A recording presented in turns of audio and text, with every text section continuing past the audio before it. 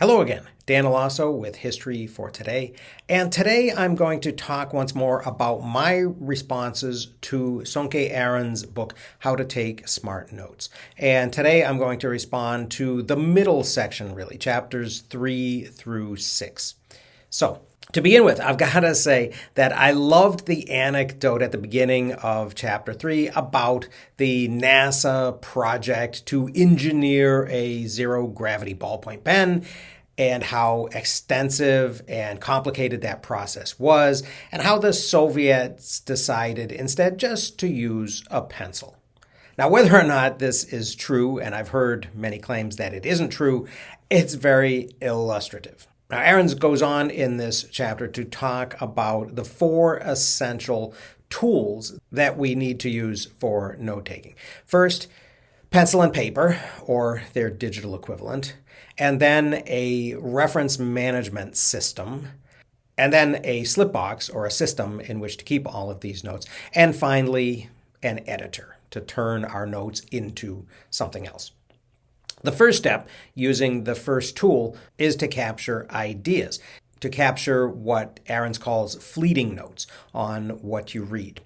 He emphasizes, again, as he has previously, that these are not meant to be permanent. They're just markers or bookmarks.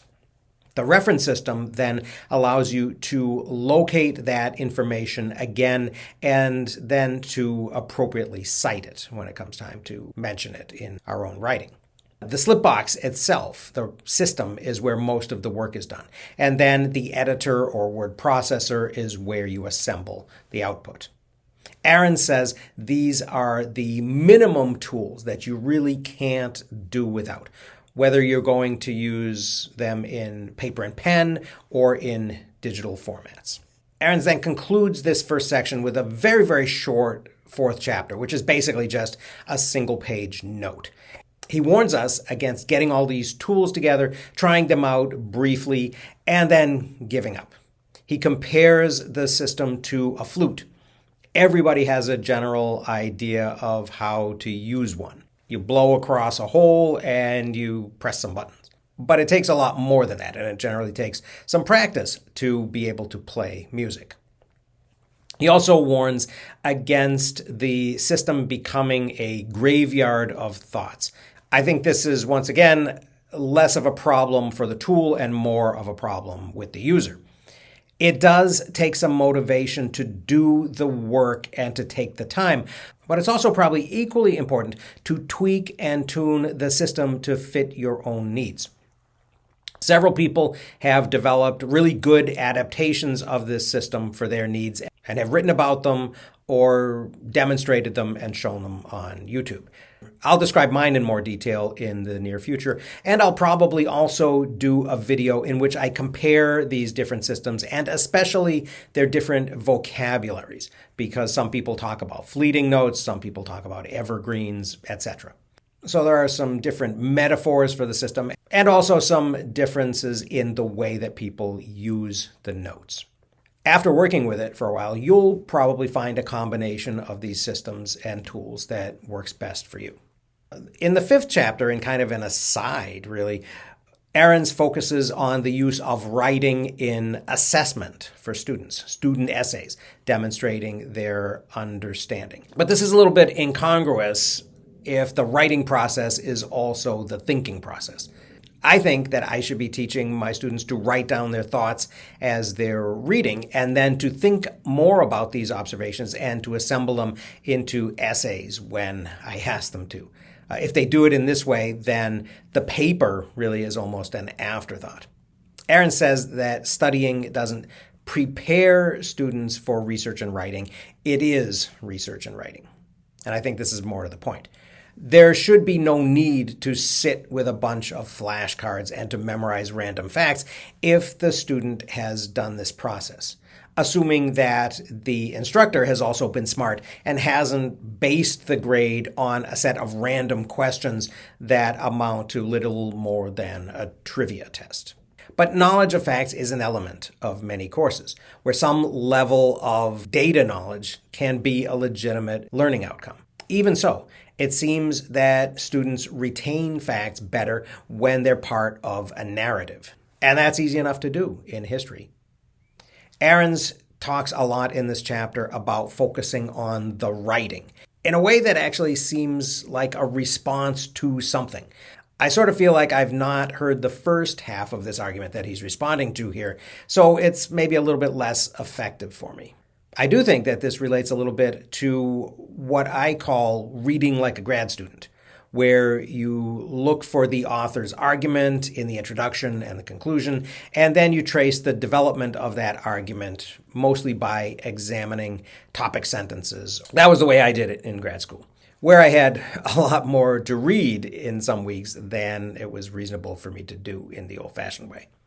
Ahrens concludes this chapter the way he began it, with the statement in italics that nothing counts other than the writing. Finally, in the 6th chapter, Ahrens begins with the story of Malcolm McLean's development of the shipping container as a metaphor for the slipbox. It's a good story and a pretty apt metaphor, although I do think that he goes a little bit overboard in his analysis of the psychology of other people in the shipping industry who failed to make this innovative leap. I think he may be projecting a little bit of his frustration into the metaphor in that case. The important point seems to be that the slipbox becomes more valuable as it grows.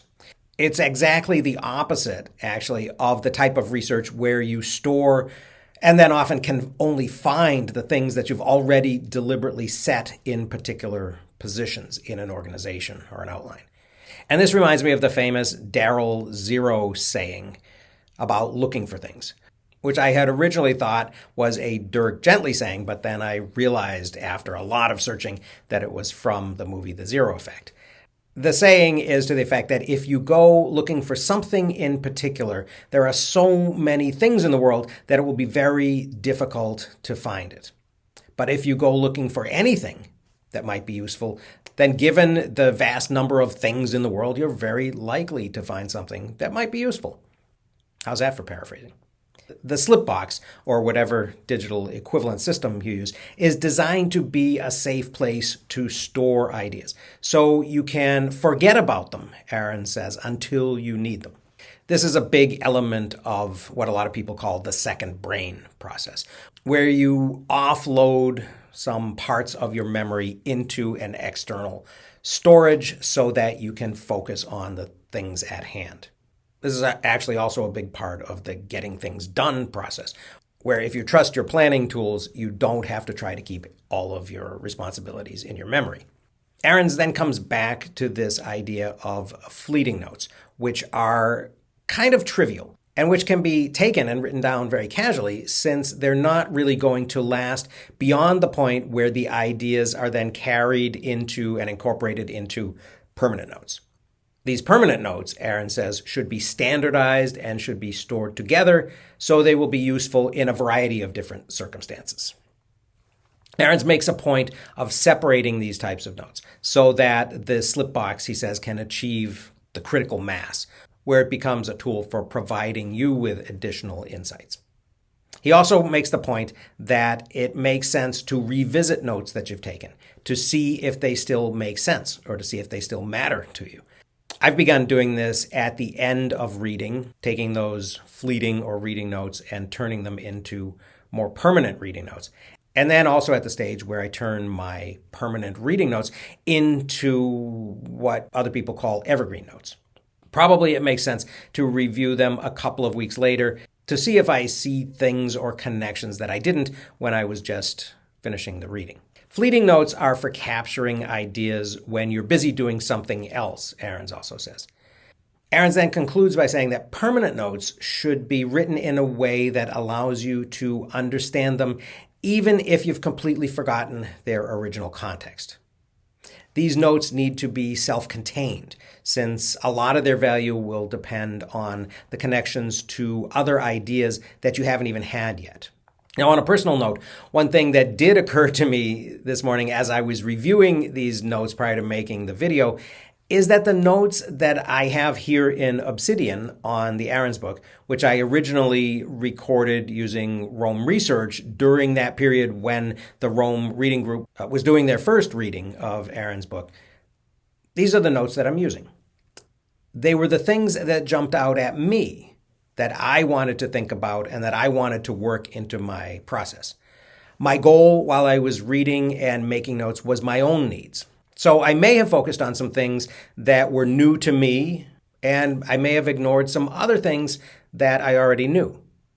Since some of these things might actually be key insights for other people, this is one of the things about my process that may be a little bit different from what other people might want to do. I didn't really intend to make videos when I took these notes initially. If I had, I might have focused on a little bit more accurately and a little bit more completely depicting Ahrens' entire argument, point by point. But I think that's true of most of the notes that we take, really, whether or not we're aware of the fact. They tend to be much more oriented toward our own interests than we suspect them to be, even if we think that we're objectively rendering a synopsis of the text. In one way, I think this is an advantage. Since my response to Ahrens' text is what's featured in these videos, I don't have to feel like or worry that I'm trying to get away with something just regurgitating his content. Several viewers actually have expressed concerns regarding the potential difficulties separating authors' ideas from our own in notes and the danger of plagiarism down the road as time passes. I think that if a person is trying to deal with intellectual property responsibly, this is really very unlikely to happen.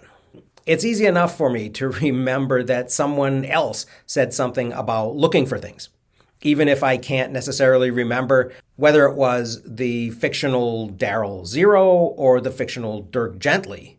If I had made a note about that, which I have now, then I would have been equally unlikely to try to plagiarize it, I think. And I would have remembered the source without having to listen to both of the Dirk Gently books once again to try to find it, which, although time-consuming, was a lot of fun. So, as I said, I will have more to say soon about my own process, although I won't necessarily be recommending it as the thing that everybody should do. And I'll also do a video relatively soon where I talk about all of these different techniques that sort of form a family of adaptations of this process and how they're similar and how they differ in the different metaphors and terminology that they use. But that's all for now. So I hope people have found this a little bit interesting. Thanks very much for listening, and I'll see you again